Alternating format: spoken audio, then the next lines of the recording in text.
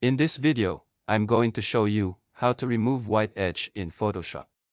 First, got to select and choose subject. Click the Add Layer Mask icon.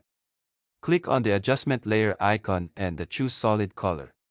In the color picker, choose the black color. Move the color fill layer below layer 0. Zoom in the image, and you can see the white edge.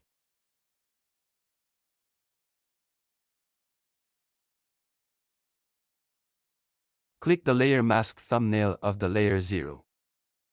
Go to the filter, Other, and choose the minimum.